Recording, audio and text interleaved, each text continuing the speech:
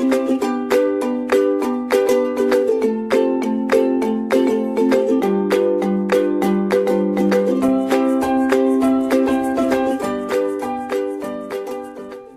everyone, I am Dr. Ila Shukla and today we will be discussing about the evaluation of efficiency of sterilization methods. It is a important topic under pharmaceutical microbiology, and the topics today would include, first the slide would include what is sterilization, then we will go for what are the possible microbial control methods, then we will discuss few examples of the substances or objects sterilized and the methods used, the survivor curves, then the expression of resistance. This expression of resistance basically refers to the organism which are being removed during sterilization, how much resistance they are posing to the sterilization methods. Then comes the significance of D value. So, let us start with it. So, first slides discuss about what is sterilization. So, sterilization processes involve the application of a biocidal agent or physical microbial removal process to a product or a preparation with the object of killing or removing all the microorganisms. When we discuss about sterilization, we are referring to the complete removal of all the viable microorganisms. That means no microorganism would be present in a substance or an object that has been sterilized. Although these sterilization processes and their conditions are really harsh, like we use high temperatures, we use very corrosive chemicals, and many times we use a combination of both these things, and also we use ionizing radiations and non-ionizing radiations for all these sterilization methods. These methods are highly corrosive for the product or the substances being sterilized. So, we need to define how much of them has to be used and what is the duration of exposure we have to keep, so that the product is not completely corroded or it is not disturbed, or I should say that it is contaminated or disturbed or substances has changed, so that it is fit for use. Like while I talk about pharmaceutical substances, many substances are there that at high temperature get denatured, like many protein preparations are there that proteins when at high temperature get denatured, they are no more functional, they will not perform any functional relevant to them. So, it is very important that when we sterilize such preparations, the temperature conditions are managed such that the denaturation does not occur. Although other substances are also there, like some kind of sugars are there or some kind of antibiotics are there, which when kept at high temperature or at high pressure, they used to get deteriorated and the products formed are no more fit for use by the human beings. So, these are the small things which we need to keep in mind, because if we do not keep such things in mind, the whatever the method we are following, whatever the pharmaceutical preparation or any other preparation we are sterilizing will no more be fit for use for us or for human beings, whatever.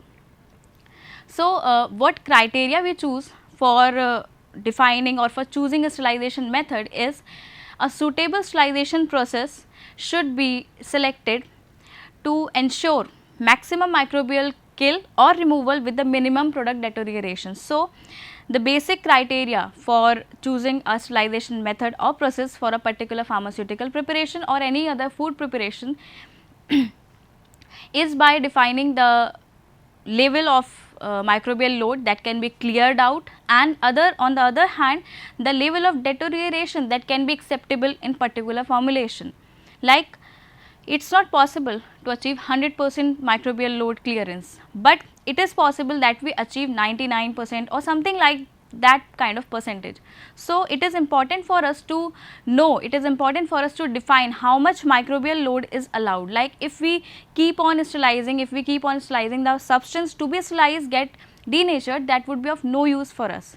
So, this is important point that we need to keep in mind while using or while choosing the sterilization method, that is the suitable sterilization process should be selected to ensure maximum microbial kill or removal with the minimum product deterioration.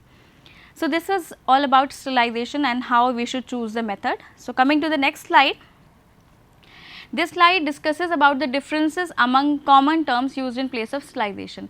Usually you have heard about the term sanitization, because in the present time we are using maximum of the time we are using sanitizers and all, because this is a huge pandemic situation. We need to be safe, so we need to use sanitizers. More often you will be listening like, keep on sanitizing whenever you go out, sanitize your hand, have you sanitized such and such packet, have you sanitized your phone, have you sanitized your headsets, whatever it could be. So such kind of terms you would be listening, like sanitization. So I just want to discuss some few terminologies which are often interchangeably used with the sterilization. Although these terms does not refer to sterilization, but since in a daily way or in a layman language people use it. So first I will take up the sanitization term, because it is very common among us nowadays. Sanitization basically refers to the reduction of the microbial load. Reduction of the microbial load, that means the number of microorganisms present at our hand, at our objects or anything like that, to a level which are no more harmful to us. Since we are living in atmosphere where microorganisms are present everywhere, they are such a small organism that they cannot be completely removed. So we are already surrounded by the microorganisms, but what is not why they are not affecting us is the microbial load around us is not to a level which is required for us to get infected. So for that purpose we use sanitizer just to remove that microbial load, so that we will no more be get infected. So this is what sanitization does. Sanitization means reduction of the microbial load to a level which is no more harmful or no more able to infect a person. This is what sanitization is. Sanitization does not mean that it will remove the microbial count or load completely. So coming to the next term, that is disinfection. Disinfection refers to the destruction or removal of vegetative pathogens, but not bacterial endospores. While we discuss about sanitization, a more advanced form is disinfection. What disinfection does? When we talk about sanitization, sanitization could be from the animate objects, for animate objects like human beings, animals or something like that. But when we talk about disinfection, it is especially for inanimate objects. Sanitization could be done in animate as well as inanimate objects, while disinfection is especially for आपका inanimate objects.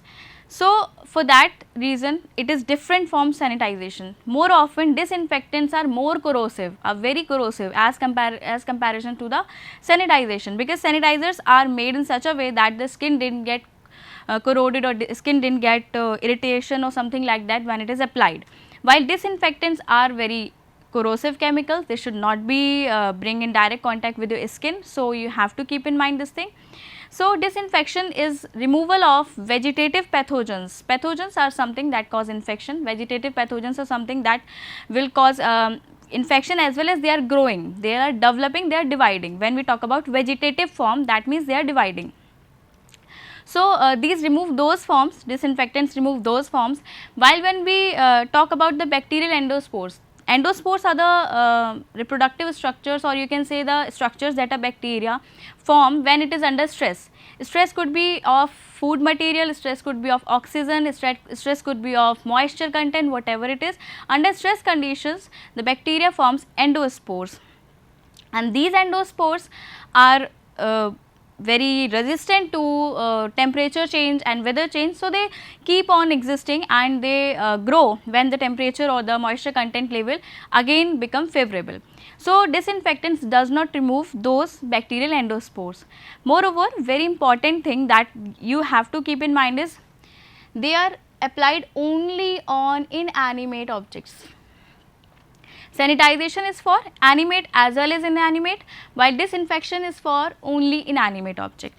Then coming to the next point, that is sterilization, our main point. Sterilization means complete removal or destruction of all the viable microorganisms.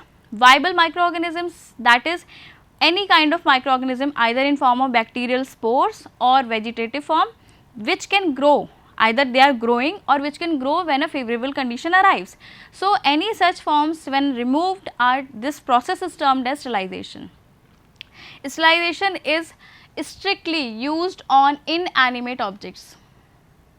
Sanitization is for animate, inanimate both, while disinfection and sterilization are only for inanimate objects. Then two more terms, these are although not used in interchangeably with the sterilization or disinfection, but these two terms are also common because we here also we are removing the microbial load. So, the first term is antisepsis. Sepsis is infection, and antisepsis means any process which leads to reduction in infection. So, the chemicals applied to a body surface to destroy or inhibit vegetative pathogens is this whole process is termed as antisepsis. You must have heard about that a person got a cut or a wound or a bruise and the person applies antiseptics. Those antiseptics are doing what? Those antiseptics are causing antisepsis. Sepsis means infection, septic means the infection has occurred, and antisepsis means the process of clearing out that infection has started. So, antiseptics are those substances which are especially applied to living objects and to the cuts and wounds etc., or to the breakdowns that appear on the surface. Coming to the next term, that is chemotherapy. Chemotherapy usually refers to the chemicals used internally to kill or inhibit the growth of microorganisms within the host tissues. Chemotherapy is name itself suggests that the chemicals used for the therapy, and these chemicals are used internally. These are either you ingest these chemicals, either these are given IV or through any other route. So, these chemicals reduce the microbial load in our body either by inhibiting their growth or by just killing those microorganisms. So, this slide discussed about the 5 different terms which we usually refer while we are talking about the removal of microorganism or while we are talking about reduction of the microbial load. These are sanitization, disinfection, sterilization, antisepsis and chemotherapy. Coming to our next slide. This slide describes briefly about the microbial control methods. This has covered a basic of complete microbial methods that can be utilized for either sterilization, either disinfection, either antisepsis or chemotherapy. So, let us start with it. Microbial control methods में first आता है आपका physical agents, second is chemical agents, third is mechanical removal methods, that could be filter or something obstruction so that the microbe does not pass to the other side. Then comes your biological agents. While talking about physical agents, first is heat and other is radiation. Heat is a very old method of disinfection or sterilization.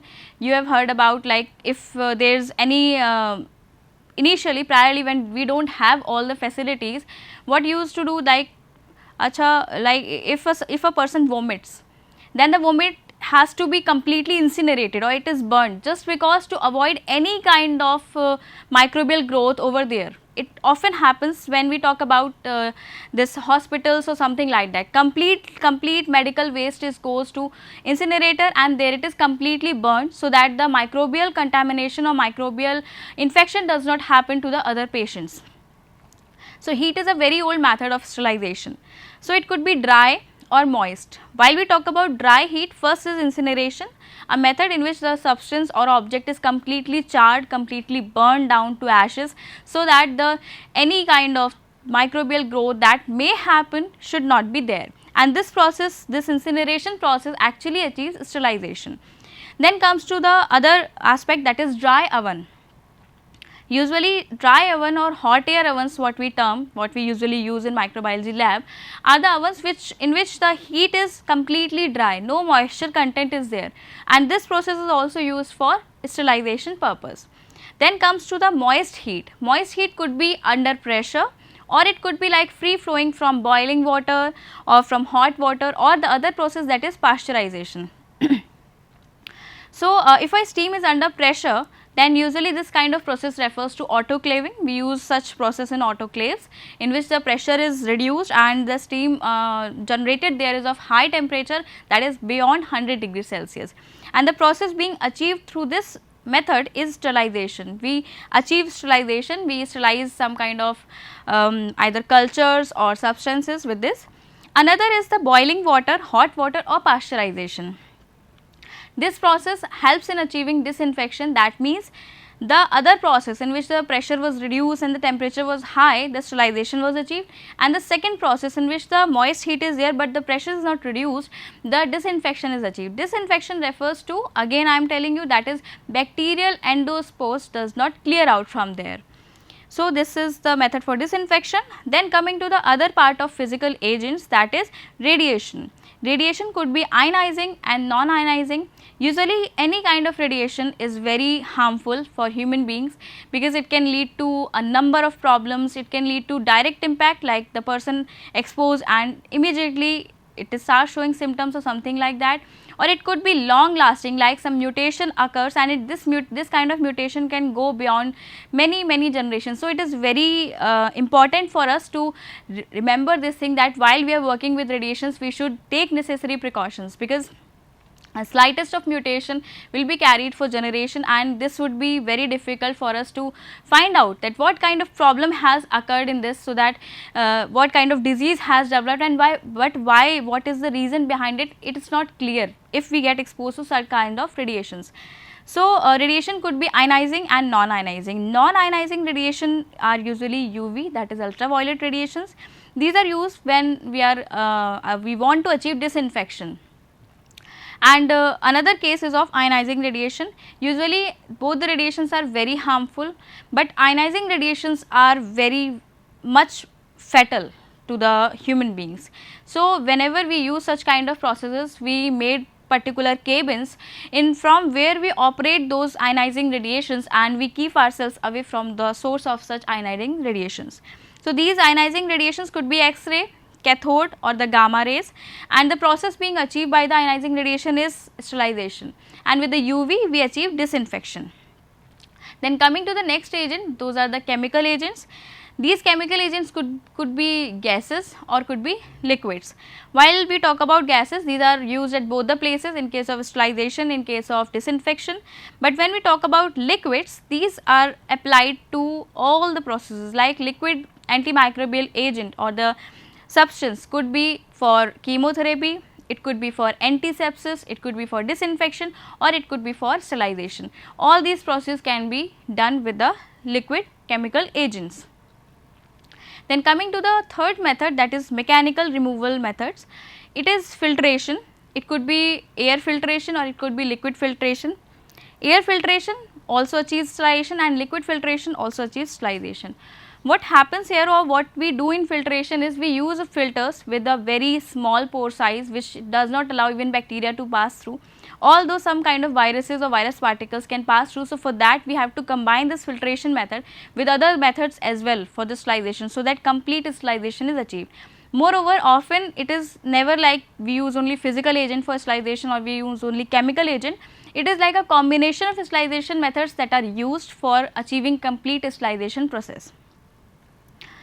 So, then the fourth agent is biological agent. Then biological agent could be predator, it could be virus, it could be toxin. While we talk about predator, predator refers to any microorganism that eats away the other microorganism. Eats away other microorganisms refers to either reduce its growth, inhibits its growth, or completely kill it by just secreting the toxins produced by itself. Then comes viruses. Viruses often help in antisepsis. Moreover, you must have heard about the vaccines. That what are vaccines? Vaccines are attenuated viruses. So, they are basically used for invoking the immune response for us. So, then comes toxins. Toxins are the substance specially synthesized from the microorganisms which for their own self defense, so that the other microorganisms does not disturb them, kill them or engulf them. So, for that purpose they synthesize toxins. Those toxins are often very strong in nature and very corrosive. So, we often use such kind of toxins to achieve the method of sterilization. So, this complete slide described about the microbial control methods, how you are going to control the microbes and what are the different methods are achieved. Since I have discussed several methods, it is not like that we cannot use single method, or why we use combination of method, since there are different requirements for different substances and different level of productions. Like large scale production need different kind of sterilization processes, and small scale need different kind of sterilization processes. So, according to that we choose sterilization methods or disinfection methods. So, coming to the next slide, it says about the few examples of the substance or objects sterilized in the methods used. This figure is describing about the different methods and the substances that will be used, or that are or the glasswares or objects that are used to sterilize. Like first is again heat, dry or the hot air. With the hot air, we used to slice empty glasswares, glass pipettes and glass syringes. What we do is in the dry hot air ovens, we wrap these up with a brown paper. We put a thread around them and then we place them in the hot air oven and set the temperature accordingly, and then we leave it there and allow them to get sterilized. The temperature range that is used in dry hot air is 160 degrees Celsius to 180 degrees Celsius for 1.5 hour to 3 hours. Then comes moist or the wet heat. Moist or the wet heat is divided into two fractions. One is free flowing steam, that is 100 degrees Celsius, that is boiling water, and we are passing that steam for sterilization. Then other is autoclaving, that is the steam under pressure. So, the first one is the free flowing steam at 100 degrees Celsius. Often what we use with this kind of heat is intermittent sterilization. Intermittent sterilization usually referred to, we can say, tyndallization, in which we rise the temperature of a particular substance, we allow it to come back to the normal room temperature, then we again heat it and then we are again allowed to cool back. What happens is that when we heat them, bacteria forms endospore and then they stay back. When the temperature is allowed to come down, when the temperature is near about favorable range for all of them, what happens is that the endospores start to germinate. As soon as they start to germinate, we take a break of some 10, 15, 30 minutes or something, and then we again heat it. When we again heat it, then the bacterial spores which are started to germinate, they are also removed. So, this is called intermittent sterilization, and the process is often termed as tyndallization, and it is what is achieved in pasteurization. And this kind of process is often applied to the thermolabile solutions. Not exactly thermolabile, but yes, if the temperature goes beyond 100 degrees Celsius, the charring may occur, like in sugar or in milk. So, coming to the next one is the autoclaving. Autoclaving, steam under pressure, temperature is above 100 degrees Celsius, and the substances or the materials sterilized with this are culture media, syringes and other thermostable solutions, the solutions which can bear the temperature. Thermostable means the thermostable, the substances which can bear the temperature, high temperatures, and thermolabile are the solutions which, if go beyond a particular level of temperature, they will be get deteriorating. Then comes filtration. Filtration is usually achieved with a cellulose acetate membrane filter with a pore size in the range of 8 micrometer to less than 0.05 micrometer. It is a huge pore size range and a very small pore size is this, but still, although they can retain the bacteria, but the virus or the smaller virus particles often get passed away from these. So, that is why what I was saying, that we have to combine 2 or more sterilization processes to achieve a better sterilization. So, what filtration does? Removal of organisms from the thermolabile solution. Again, if the solution is thermolabile, another method that can be used for sterilization is membrane filtration, that is filtration you can say. So, removal of organisms from the thermolabile solution by passes through the filters that retain bacteria, but note, viruses are not removed by this procedure. Coming to the next method or the example, that is chemicals. Two of the chemicals often you have heard about, that is ethylene oxide and beta propiolactone. So, ethylene oxide is used for plastic dishes and pipettes. When plastic dishes and pipettes need to be sterilized, often we use the chemical ethylene oxide. Then comes beta propiolactone. Beta propiolactone is used for your living tissues. Then comes radiation. If we talk about ionizing radiation, we can apply it for the plastic pipettes and petri dishes. Coming to the next slide. So, this was all about what is sterilization, why we need it, how it works, how we are going to choose the sterilization method, and how much level of sterilization we can achieve. But there are some terms, there are some methods by which we will be finding out the efficiency of our particular sterilization method. So, first or the foremost is the survivor curves. When exposed to a killing process, population of the microorganisms generally lose their viability in an exponential fashion independent of the initial number of organisms. What happens when we start the process, when a particular solution or the microorganisms are exposed to the sterilization methods, then their loss of viability is exponential. It does not matter what is their initial concentration, but their loss of viability is exponential. This can be represented graphically. We usually represent this graphically in the form of survivor curve drawn from a plot of the logarithm of the fraction of survivors against the exposure time or the dose, as shown in the next slide. You can see here it is the survivor fraction and it is the heating time or the radiation dose for which it is given. So, this is the curve which we obtain while we apply the sterilization method or heat, we can say, exposed to the killing process. It could be heat, it could be chemical or any other thing. So, this first curve is the straight curve. This is the exponential drop down of the microorganism while the process has started.